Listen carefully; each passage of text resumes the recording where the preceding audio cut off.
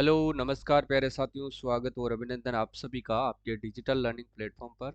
और आज अपन बात कर रहे हैं राजस्थान क्लास संस्कृति का एक महत्वपूर्ण टॉपिक है जहाँ से हर एग्जाम में प्रश्न पूछा जाता है। सबसे पहले अपन बात करेंगे आज की इस क्लास में दुर्गों का वर्गीकरण। ठीक है। दुर्गों का वर्गीकरण साथियों दो आधार पर किया गया है। एक तो पहला था साथियों कौटिल्य के अनुसार, और दूसरा है साथियों शुक्र नीति के अनुसार। दोनों के अनुसार ही अपन जो है डिस्कस करने वाले हैं।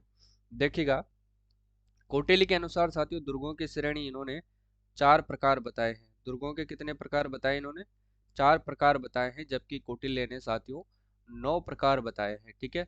सारों के अपन डिस्कस करेंगे क्योंकि हर एग्जाम में यहाँ से प्रश्न जो है जरूर पूछा जाता है। तो देखिएगा, सबसे पहले अपन बात करते हैं कौटिल्य के अनुसार। देखिएगा, धानवंत दुर्ग, सबसे पहले अपन बात करते हैं धानवंत दुर्ग। ठीक है ना।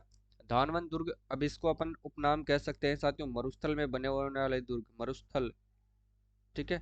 मरुस्थल भी आप कह सकते हैं, मरुस्थल की श्रेणी में आते हैं वो दुर्ग। यानी कि चारों ओर से साथियों रेत के टीलों से घिरे होने के कारण ये क्या कहलाते हैं? धानवंत दुर्ग या फिर मरुस्थल दुर्ग कहलाते हैं। ठीक है साथियों, याद रखिएगा। जैसे कि जैसलमेर का साथियों कौन सा दुर्ग है? सोनारगढ़ दुर्ग। जैसलमेर का सोनारगढ़ दुर्ग ध्यान रखना है। और बीकानेर का साथियों जूनागढ़ दुर्ग। ये भी आप लोगों को ध्यान रखना है। ठीक है। बीकानेर का जूनागढ़ दुर्ग। इसके बाद देखो भाई, ओदक दुर्ग। अब ओदक दुर्ग को अपन कहते हैं साथियों किस नाम से जानते हैं?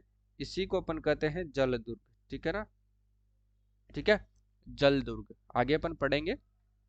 देखो, जो चारों ओर से साथियों जल से घिरे होते हैं, चारों ओर से जल से घिरा होता है, उसे अपन कहते हैं ओदक दुर्ग या फिर जल दुर्ग। जैसे कि गागरोन का दुर्ग जो झालावाड़ के अंदर है, भैंसरोडगढ़ दुर्ग जो चित्तौड़गढ़ में है साथियों, याद रखिएगा। और कोसवर्धन का दुर्ग जो कि बारां के अंदर स्थित है। ठीक है। ये सारे के सारे साथियों तीनों दुर्ग किस में आते हैं? तो ये ओदक दुर्ग यानी कि जल दुर्ग की श्रेणी में आते हैं। ये ध्यान रखिएगा साथियों। ठीक है ना। और गागरोन का दुर्ग साथियों काली सिंध और आहू नदियों के संगम पर बना हुआ है। ये भी आपको ध्यान रखना है।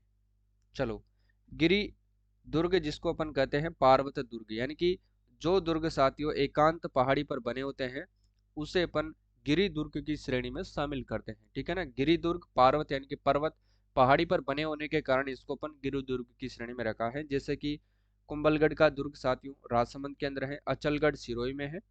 मेहरानगढ़ का दुर्ग साथियों जो चिड़िया टूक की पहाड़ी पर बना हुआ है, ये कहाँ पर है? मेहरानगढ़ के अंदर स्थित है, जोधपुर में। ठीक है ना। जयगढ़ साथियों ध्यान रख लेना, जयपुर में है। जयगढ़ और नाहरगढ़ दोनों ही जयपुर में है। तारागढ़ ध्यान रखना अजमेर में है। और मांडलगढ़ साथियों मांडलगढ़ भीलवाड़ा में है। ठीक है ना। तारागढ़ एक बूंदी में भी है और एक अजमेर में भी है। ठीक है। जिसे अपन गढ़ बिटली कहते हैं वो अजमेर में है, तारागढ़।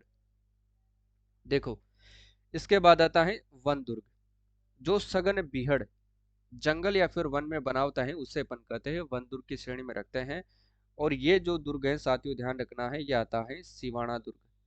सिवाना सब, सिवाना ध्यान रखना अभी वर्तमान में आता है, ये बालोतरा के अंदर आता है। इससे पहले ये आता था साथियों कहाँ पर? बाड़मेर के अंदर आता था। ठीक है। जैसे ही नए जिलों का गठन हुआ उसके बाद जो है ये बालोतरा जिले के अंदर आता है, ये आपको ध्यान रखना है। इसके बाद अपन देखते हैं साथियों शुक्र नीति के अनुसार देखते हैं, ये रही शुक्र नीति। ठीक है। शुक्र नीति ने 9 प्रकार के जो है वन बताए, दुर्ग बताए हैं, 9 कोटि के दुर्ग, ये आपको ध्यान रखना है। ठीक है। वन दुर्ग अपन पढ़ चुके हैं, वही सेम इसमें है। ओदक दुर्ग और जल दुर्ग सेम है। एरण दुर्ग ध्यान रखना, जो खाई कांटों और कठोर पत्थरों से निर्मित होते हैं उन्हें अपन एरण दुर्ग की श्रेणी में रखते हैं। अब एरण दुर्ग का उदाहरण ध्यान रख लेना, एक तो आता है साथियों रणथंभौर, ये आपको ध्यान रखना है, एरण दुर्ग की श्रेणी में आता है रणथंभौर। व एक आता है साथियों कौन सा दुर्ग? चित्तौड़गढ़ दुर्ग। ठीक है। ये आपको ध्यान रखना है, चित्तौड़गढ़ दुर्ग। ठीक है ना, ये ध्यान रखिएगा। और पारिक दुर्ग की बात करते हैं तो ये चारों ओर खाई होती है उसको अपन पारिक दुर्ग कहते हैं। चार जिसके चारों ओर खाई होती है उसे अपन पारिक दुर्ग कहते हैं। जैसे कि साथियों एक किला आता है भरतपुर का किला। ठीक है। भरतपुर का किला, ठीक है, जिसे अपन कहते हैं पारिक दुर्ग, जिसके चारों ओर खाई होने के कारण, ठीक है, ये पारिक दुर्ग कहलाता है।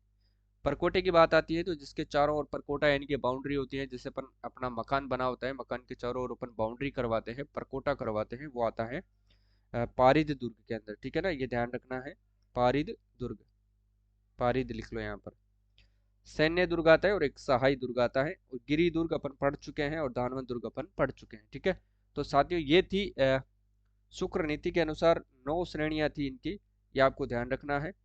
और ये पीडीएफ आपको मिल जाएगी साथियों हमारे टेलीग्राम चैनल के ऊपर, जिसका लिंक आपको डिस्क्रिप्शन बॉक्स में मिल जाएगा। वहां जाकर के जो है आप इसको ज्वाइन कर सकते हैं और ये पीडीएफ जो है आप वहां पर प्राप्त कर सकते हैं। ठीक है साथियों, तो मिलते हैं अगले टॉपिक के साथ, तब तक के लिए सभी साथियों को जय हिंद जय भारत।